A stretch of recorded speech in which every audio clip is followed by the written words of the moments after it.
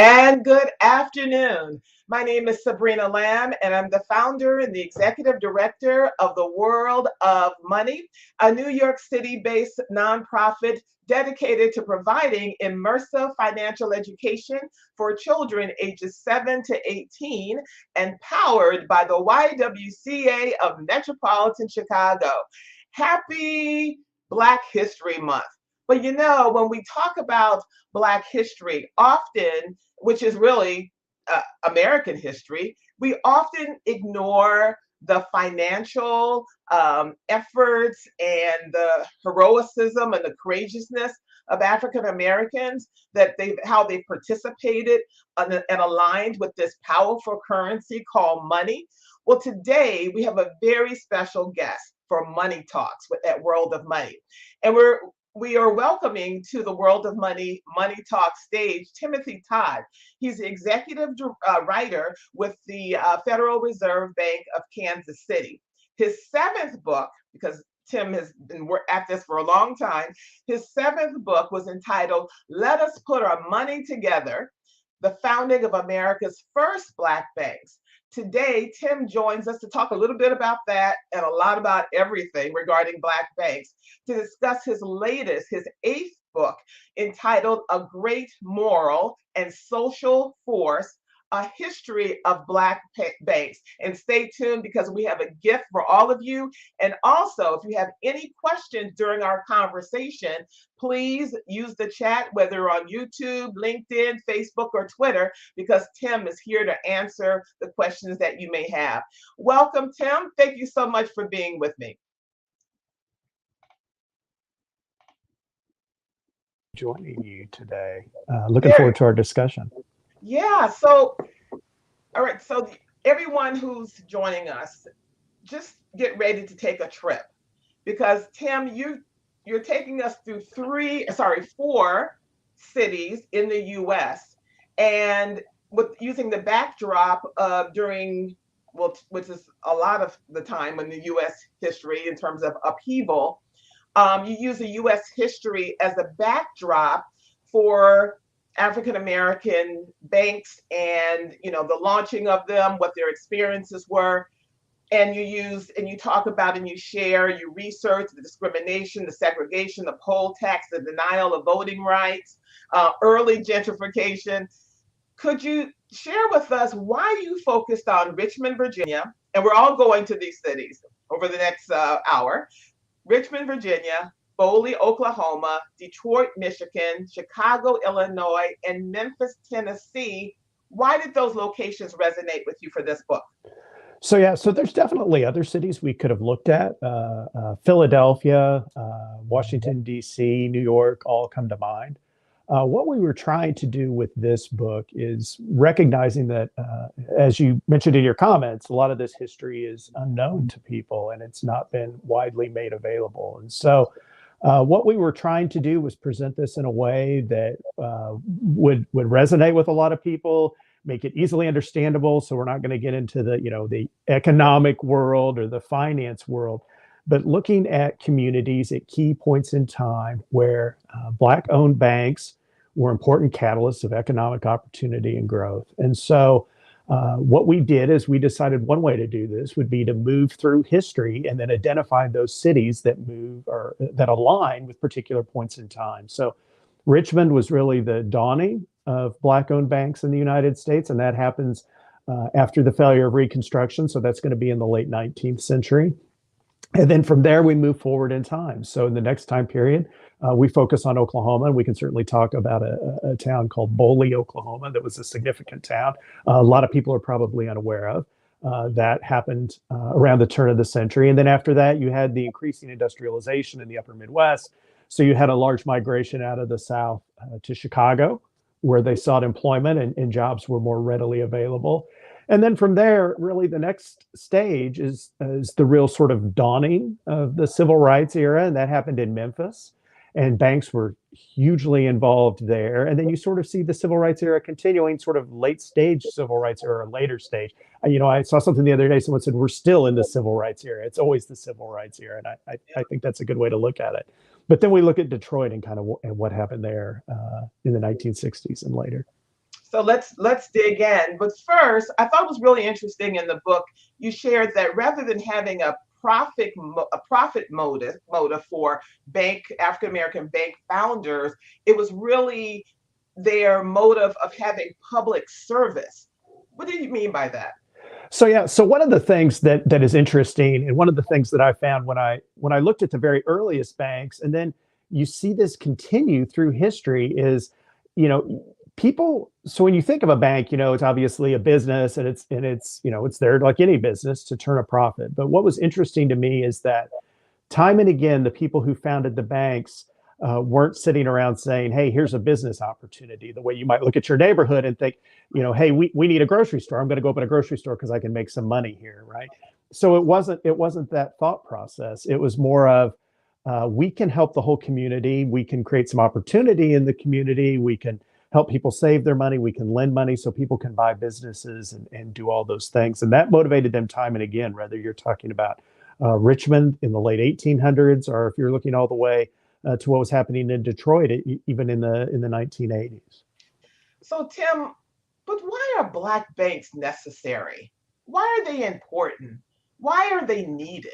Right. Because So I feel, and I just want to say, just to use as a backdrop, I don't think that people are really some are getting why they are necessary. So could you talk about why they are from an economic standpoint and how they shape and impact Black communities? right. So early on, in these earliest banks that we talk about, you had a segregated economy, and that went on for decades in the United States. And so in some of the cities we talk about, for example, on the south side of Chicago, you had an economy that basically, operated as an entity sort of its own there on the south side. That's obviously not the case today, thankfully. Everyone does business with all kinds of banks and all kinds of businesses. But one of the things that the research shows, and you go and you start looking at the data, is you see that minority-owned depository institutions, is what they're referred to, are MDIs. And a minority-owned depository institution is a Black bank, but it's also a Native American bank, Hispanic American bank, an Asian American bank. Those banks are more likely to be located within what we call minority majority communities. So these are communities with large minority populations. They are more likely to be lending to families for mortgages, so helping people buy homes. They are key lenders in particular to small businesses. So entrepreneurship and business startup and keeping small businesses functioning. These banks are hugely important in that area as well. Obviously people can save their money with any bank, but these are the banks that are connected to the communities. And what's concerning, just to kind of continue the discussion a little bit, is that the number of Black banks in the United States has been declining slowly for the past 20 years. And the data shows that when a bank closes in a minority community, it is unlikely that another bank is going to go open a branch in that community. So that makes it all the more important and concerning. So as I've said to everyone, Tim's latest book uses as United States history, civil rights, human rights history as a backdrop. So what made it? I don't want to use the word easier, Tim, but they were able. Founders in the early as the 1800s, late 1700s, were able to launch banks. And why is it so difficult now? So one of the things, and it's almost kind of a joke in the section where we talk about Chicago, someone points out, at that time you could open a bank by literally painting the word bank on your window, and you were in business as a bank. And Jesse Benga, right, yeah, I wrote that, yeah. right, and he did open a bank that way. He did open a bank, a successful bank that was stable and did a lot of good for the community. Unfortunately, not all banks, and I'm not speaking about Black banks here, all banks weren't as well run. And so you had a lot of bank failures and a lot of problems. People lost their money in banks. We went through the Great Depression. And so after that, there was a recognition that there needed to be more regulation and more of a safety net behind financial institutions so people weren't going to be wiped out. And so that made it a little more difficult to create a bank, right? As far as the amount of capital that you need for that bank got much larger. The bank needed to be able to withstand a financial crisis. So you begin to see these regulations form. It made it a little more difficult to start a bank. Certainly individuals did that and continued to do that, but it got a little more difficult than it was in the early days. And the difficulty part, some was intentional and not really about regulation, but about discrimination, correct? Well, right. So definitely, discrimination is a part of the story. And then when you think about creating a bank, remember that a bank lends money and it is a catalyst for economic opportunity in a community. But a bank, needs a strong community for the bank to be able to thrive also. So if the community is suffering, it's very hard for the bank to have those deposits that it uses to loan out to grow. And so you saw in the United States a large number of black banks created starting around 1900 up to the Great Depression. And depending on how you count, what qualified as a bank, probably somewhere between 60 and 100 black banks in the United States. By the end of the Great Depression, you're left with somewhere around 8. And that's a reflection of what happened in the communities where people were losing money. And then obviously, banks are going to get pulled into that as well.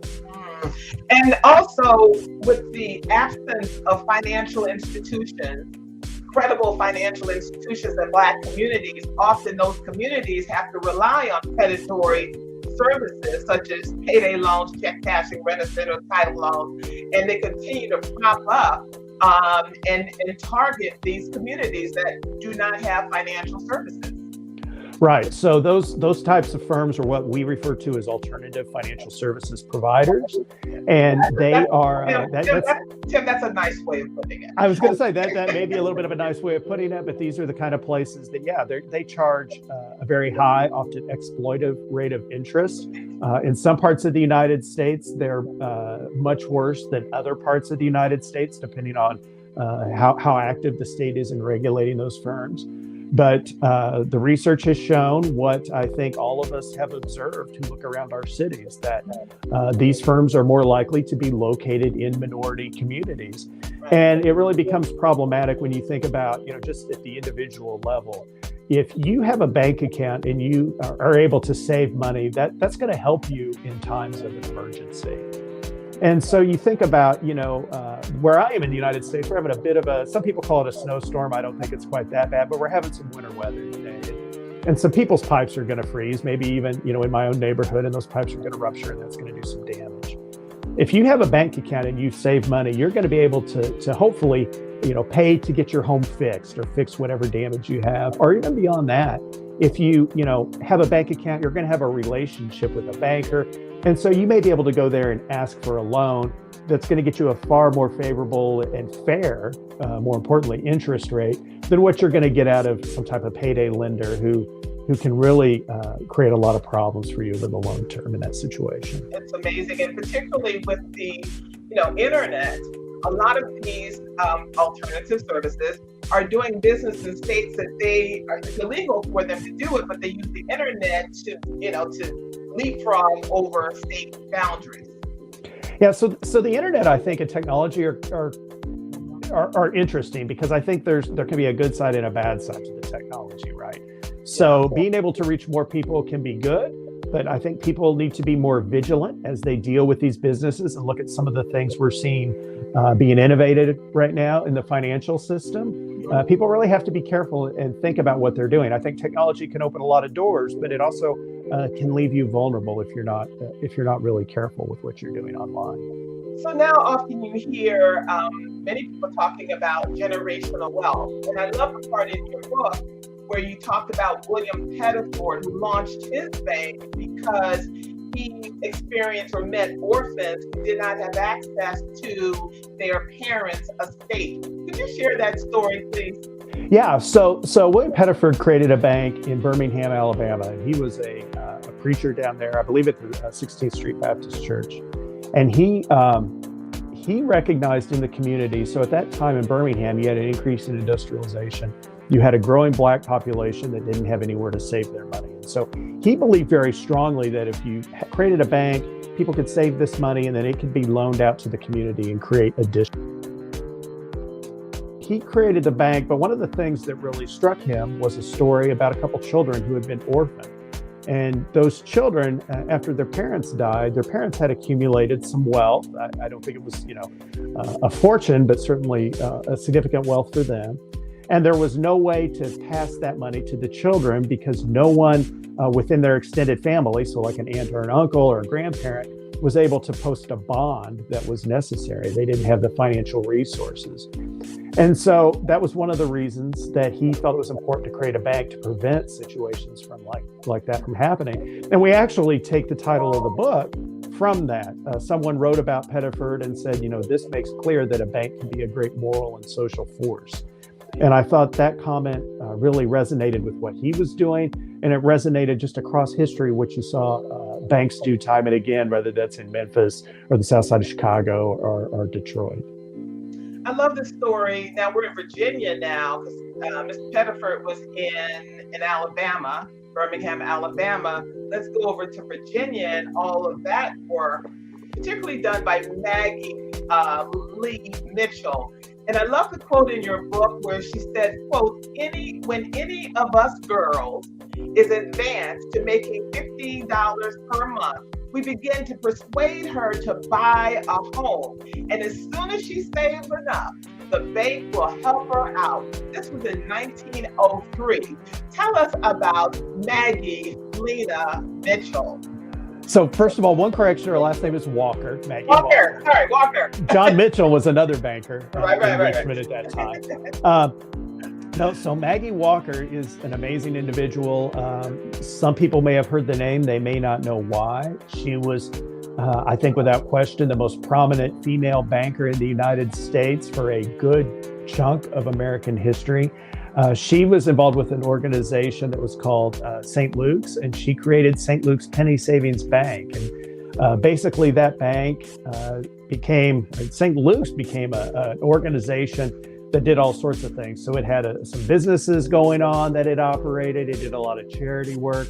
And she was really engaged in helping people improve their living condition, improve their living standards and the opportunities they faced. And so she was very active in making sure that people who worked for her and that she engaged with were going to be able to take advantage of those opportunities. And so again, this is another case where you see a bank that's not just interested in making a profit or making a strong business case, is really more of a community uplift type of thing. She's really a phenomenal individual. If you have an opportunity to get to Richmond, Virginia, you can tour her home, which is amazing. They have a visitor center there. It's a National Historic Site.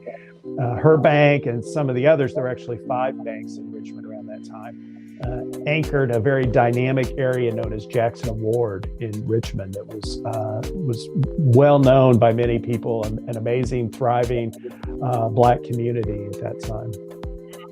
So we're still in Virginia, and I'm joined by Timothy Todd, an executive writer with the Federal Reserve Bank of Kansas City, regarding his newest and his 8th book called A Great Moral and Social Force, A History of Black Banks.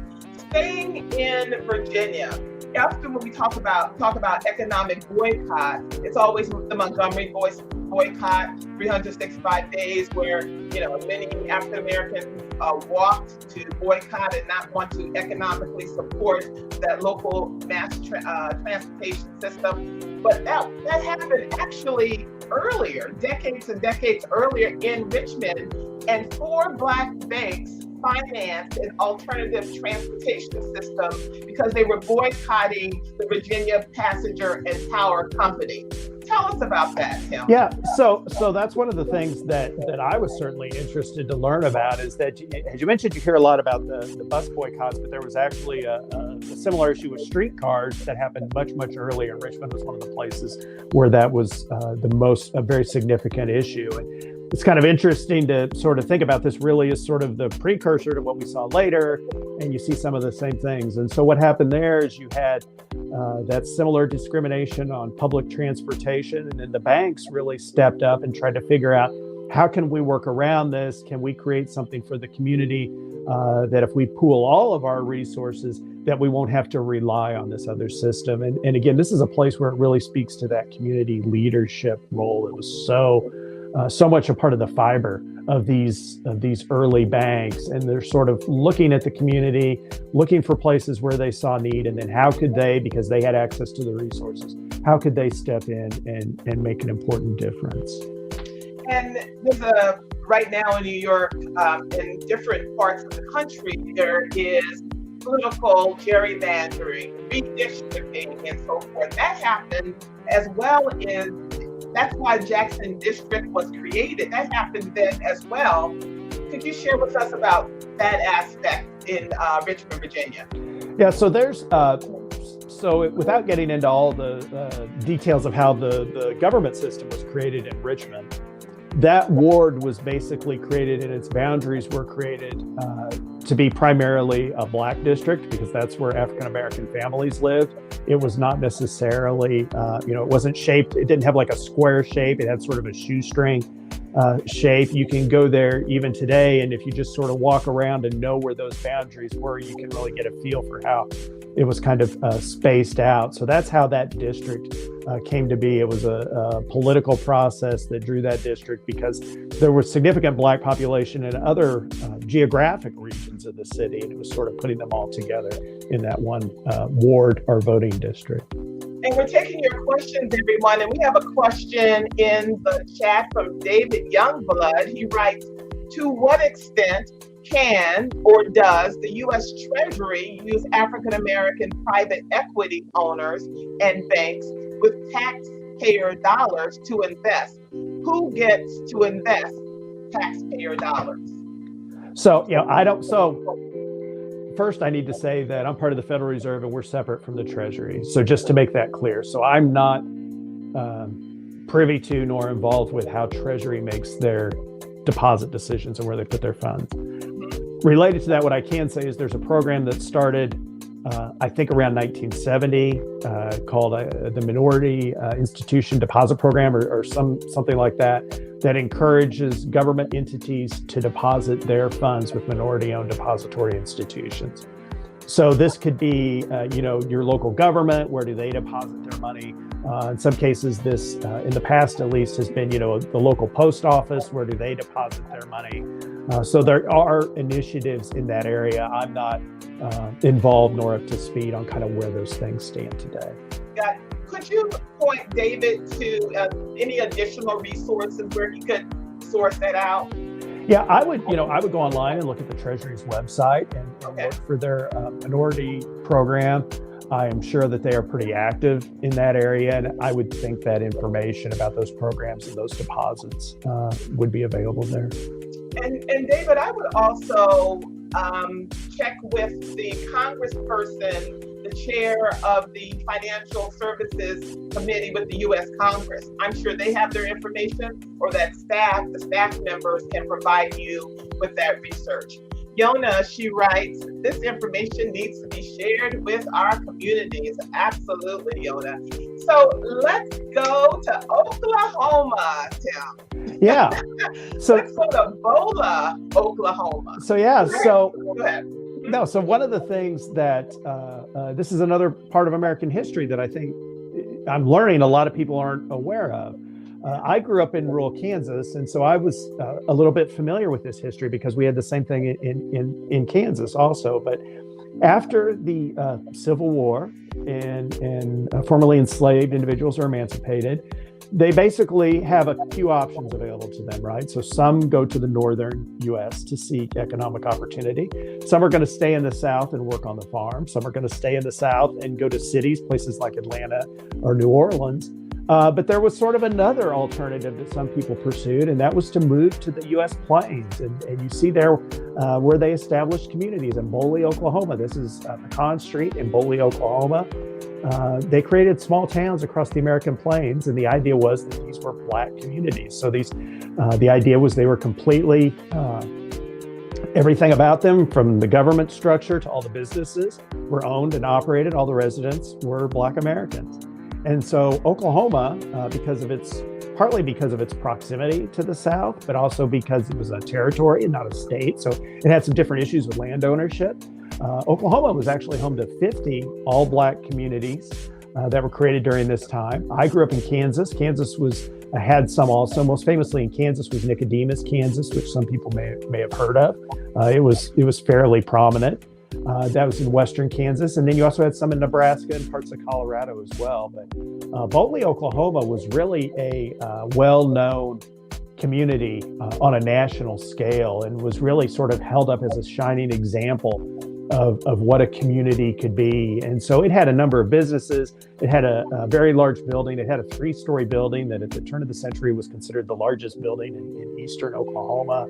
I think it had 80 some businesses early in the 1900s. It actually, for a time, had 2 banks and then briefly 3 banks. The first nationally chartered Black-owned bank in the United States was actually in Boley, Oklahoma. So there's a very rich history there of a community that was very vibrant and well-known. There you see that's Farmers and Merchants Bank there of Boley, Oklahoma.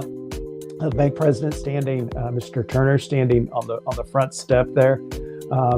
Some people have heard of Boley. There's a story that comes around every so often about this bank was actually robbed by, if you've heard of the gangster, I guess, Pretty Boy Floyd. One of his associates robbed that bank.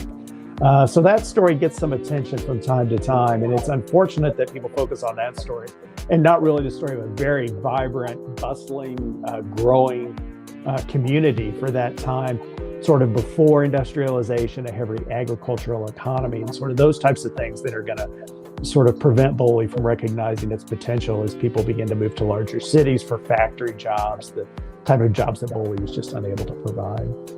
Taking your questions for Tim and Todd. Please put them in the chat, whether you're on YouTube, Facebook, LinkedIn, or Twitter. I'm fascinated by that whole so-called migration. That's kind of an easy word. A lot of African Americans left the Deep South to escape persecution to move to Oklahoma to form these 50 all-Black towns. There was a quote in your book saying that they wanted to move there, or they moved there because it was a land where they were free and their rights were respected. And a bank was formed to fund these Black homesteads. Tim, could you talk about that in the West? So the creation of a bank there is very interesting in that where you saw banks created in other communities, you often had a connection. So in Birmingham, you had a connection to a church, for example. And some of the banks in Richmond, the Maggie Walker Bank is connected to another organization that is doing work in the community. But here in the West, you're creating banks that are basically reliant on that community, and they're going to lift up that community.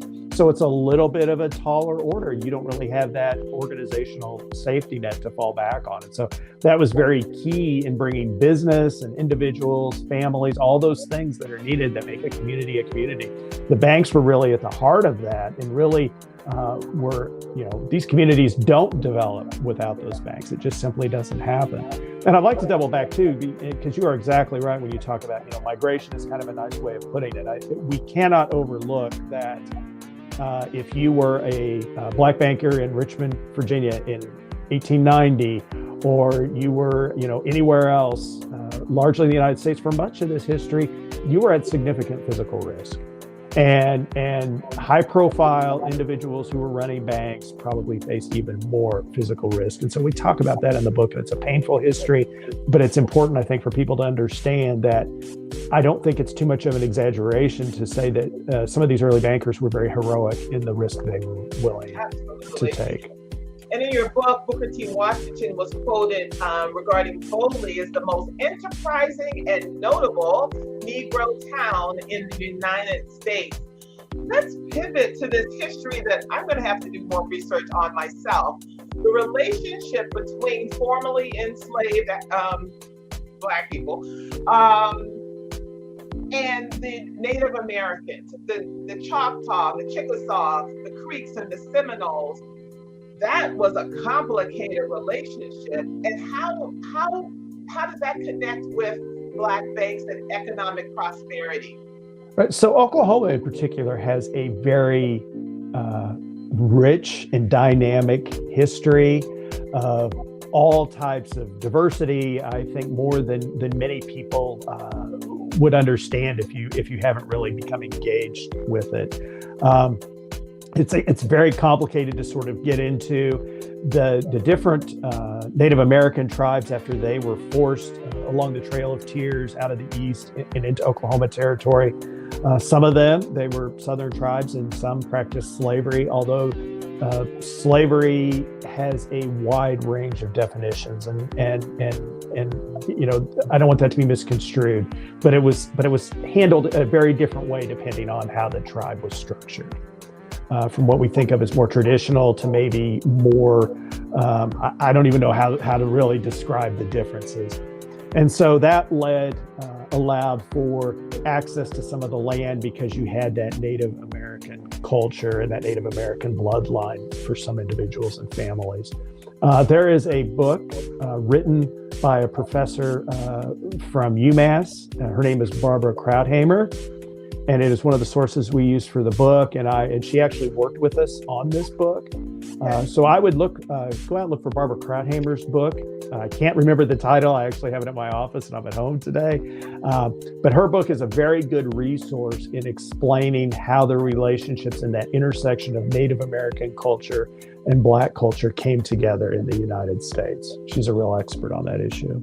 Right. Well, in your book, you mentioned that the Choctaw and the Chickasaw kind of aligned themselves with the mindsets of the Confederacy, and the Creeks and the Seminoles were kind of liberal. But how did you weave that in terms of Black banks? So as far as, you know, I guess I'm a little, I don't know, it's a little difficult to explain as far as the question, but it's definitely an important part of it, and sort of understanding the community and the landscape and all the things that were going on at that time in that place. It's a very complex intersection of different cultures. Yeah. And it's hard to, I feel like I'm going to open a huge discussion that may derail us here a little bit, just because, and we have to spend some time in the book, a significant amount of time actually explaining it. Because people sort of need that background to really understand how the community formed and how it evolved. It's a fascinating information. Absolutely.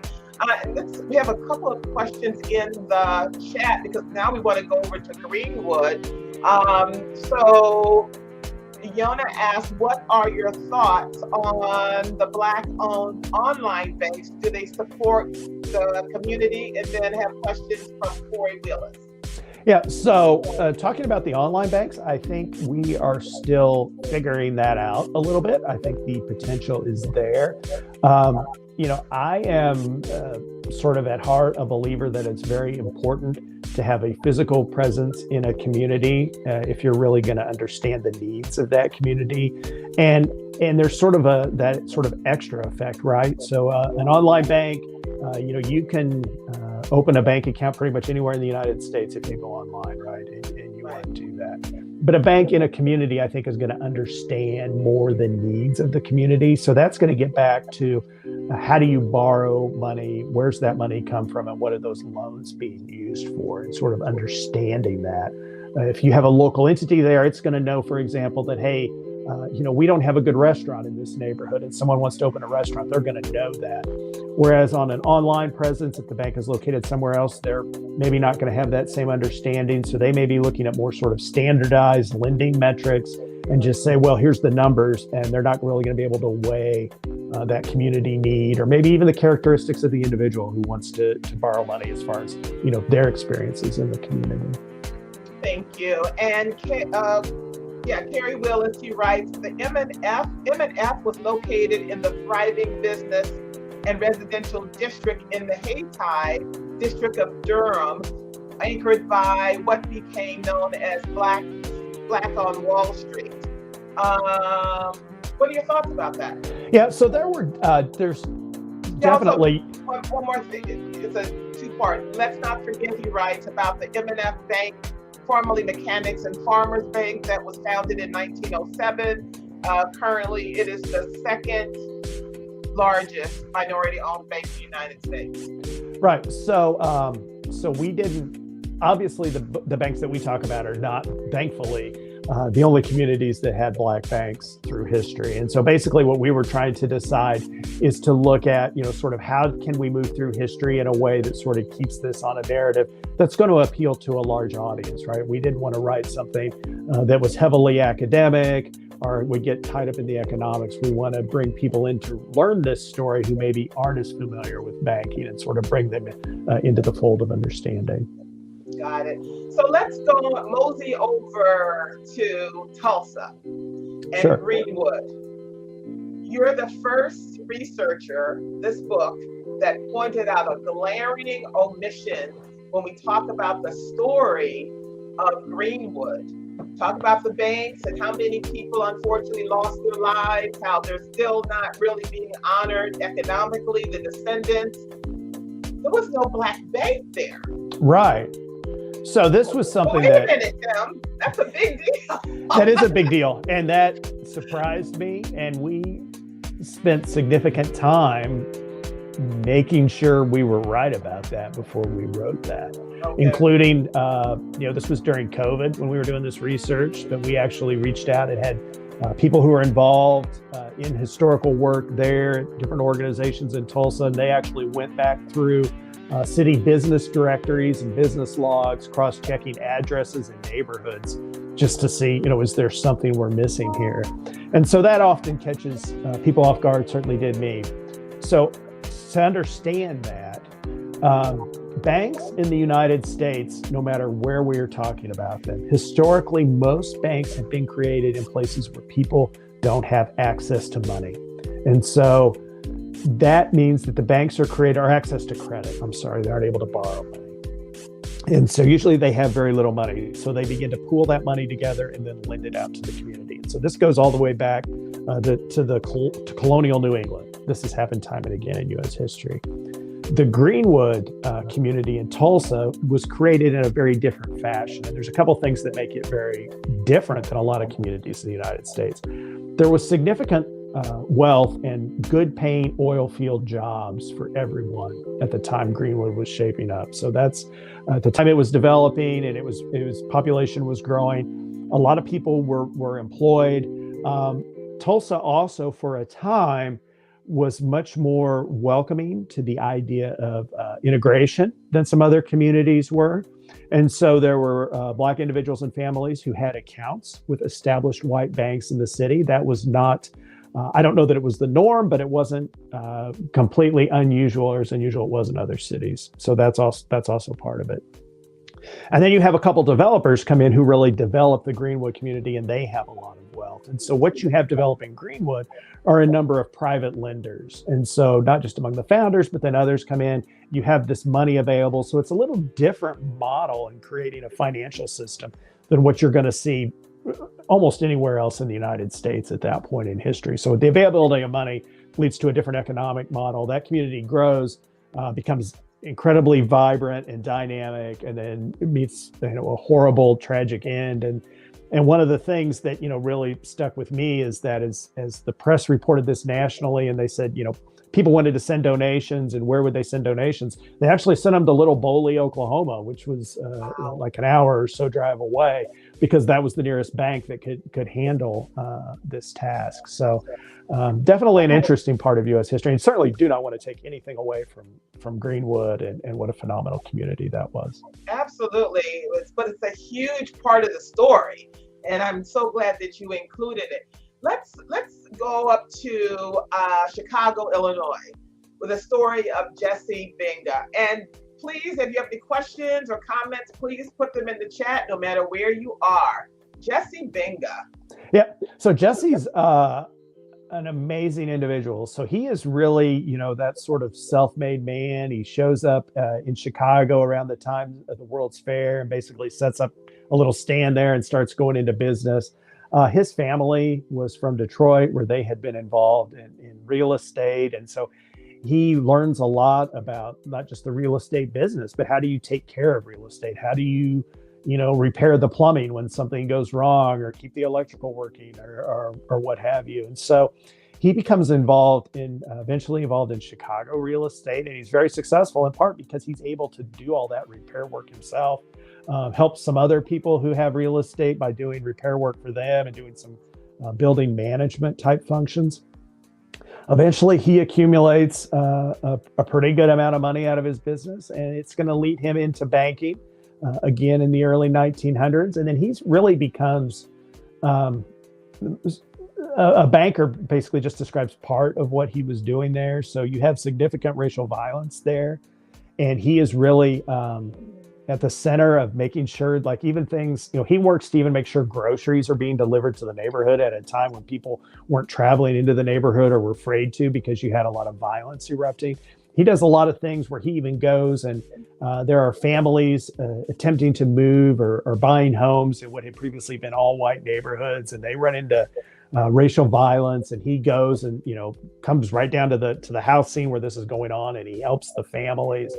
So he really goes sort of above and beyond what you think of as a banker, just to really lead a community through some really difficult experiences. It plays a very important role there. Could you share a little bit about the Hunter Banking Company? Yeah, so there were three banks in Chicago around the time that there was violence there in, I believe, 1919. And so a couple of those banks actually end up going out of business. They had been formed in 1917 and 1918. And they, at the time that you have this violence erupting, a number of people who lived on the south side of Chicago may have been unbanked, or they had accounts with banks in other parts of the city. So Chicago at that time has some of the biggest banks in the world in the loop. And so people who were in the neighborhood did not feel safe leaving the south side to go and get their money. And so Hunter and another bank and Benga, to a degree, they began basically providing people with money to help them, feed their families and pay their bills and do all that type of thing, basically lending to them without knowing if those people are even going to be able to repay that or what money they might have in a bank account somewhere else. So again, this is a case where you see a bank putting itself out in a community leadership position. It's eventually going to create problems for Hunter because they're going to end up extended, and then there's going to be a turn in the economy, and all this is sort of going to come crashing down around the same time. So it ends up being a tragic story, but I think it's also one that shows the sacrifice that takes place at a time when someone needed to step up financially. Thank you. And while we're in the Midwest, let's go over to Detroit. What was your favorite, most impactful story or experiences coming out of that research in that city, with the backdrop of the Ford company and all the employment, and then losing that company? Talk about Detroit. Yeah, so Detroit is a very interesting city in a lot of ways, and I think there is I don't know, people sort of look at Detroit as it's a unique situation. In some ways it's unique, but in some ways it's reflective of a lot of the rest of America, almost in microcosm too. And so there you had Henry Ford, who has his views on race are I think well known and disturbing, but also, he paid his employees relatively well and created economic opportunity. So it's a very complex story with him. But Detroit was a key point for Black individuals and families, again, on the Underground Railroad. And so there's a very rich history there because it was a jumping off point to get across and into Canada, just across the water from there. And so there's a long history there. But there's a lot of things about Detroit that I think are really interesting and kind of fun. If you look at Don Davis, who ran a recording studio there and worked with Aretha Franklin and all sorts of people. And he recognizes an opportunity and a need, and he gets in banking in 1980, says that the recording artist had run him out of the studio, that he needed to go do something else with his time. And one of my favorite things about him is the first recording. He started as a guitarist, and he replayed it on the song Money. Was actually his first sort of big break as a guitarist. And so I think it's kind of neat that he had that connection in his life, and just a very interesting individual and a very interesting story. Joined by Timothy Todd. If you have any questions, please put them in the chat. Would love to hear from you. In the short time that we have left, let's go down to Memphis. And I love the story of Wayne Cox and how the Memphis Tri-State Bank merged with Liberty Bank in New Orleans. Do I have that story accurately? Love to, yeah. Yeah, so that merger's going on. I don't know that it's been completed yet, but it's in the works right now. Liberty Bank, people can learn a lot about Liberty if you go back and you look at the archives of the New York Times and you look at what Liberty Bank did around Hurricane Katrina, which probably for some of the audience is going to feel like a long time ago, not so long for some of us. But they did a lot of that same type. Liberty did a lot of the same type of things we were talking about in Chicago with providing money to the community at a very difficult time. And then you have, of course, the Cox family and some of the stuff in Mississippi that they were involved with. And then you see the stuff that happened in Memphis with the creation of Tri-State Bank. Tri-State is actually the bank pictured on the cover of the book, and a very important institution in the civil rights era. So they did a lot of work. Some of their employees were involved in some of the landmark cases to expand civil rights.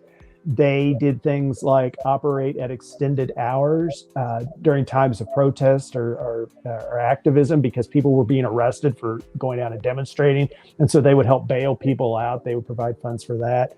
Any number of meetings to plan a demonstration were held in Tri-State's offices. They did a lot of work.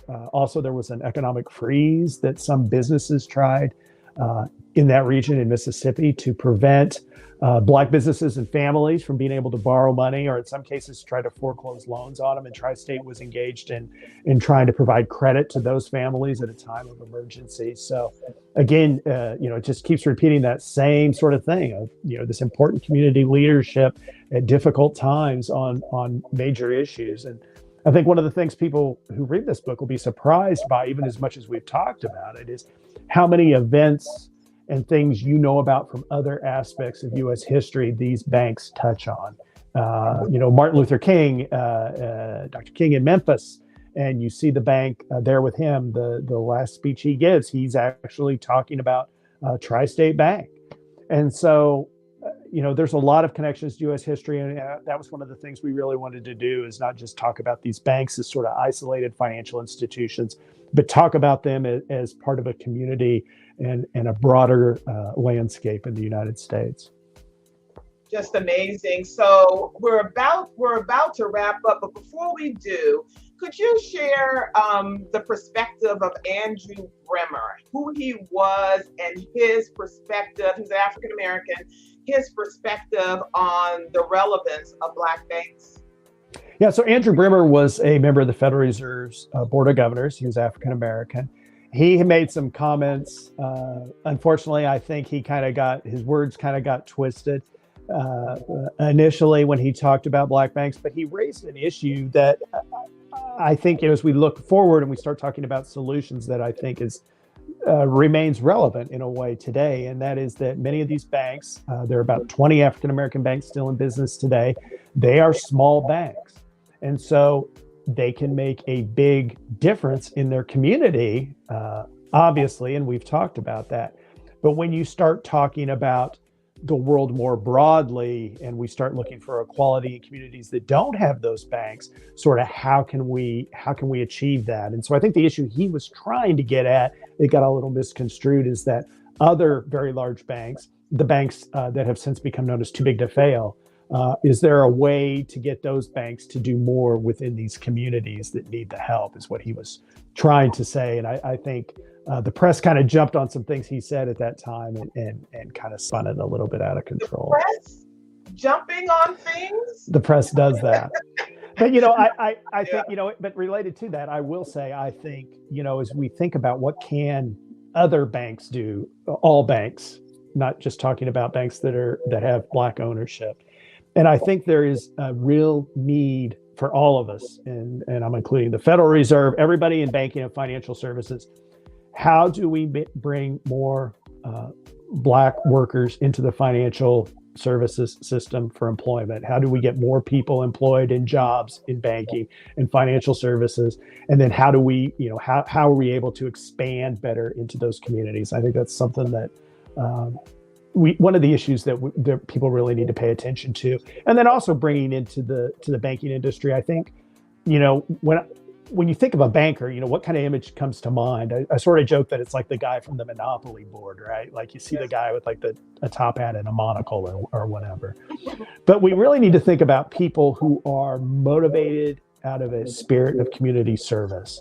And how can we bring those people, regardless of race, into banking and then teach them that stuff about loans and regulations and financing? You know, I believe all that can be learned. I think you got to look at someone's heart, what motivates them, what drives them, what gets them excited in the morning. How do you bring those people who are motivated by helping the community into banking? I think it could have a big impact. Well, Timothy Todd, calling you Timothy because your mother would appreciate that. Oh, yes.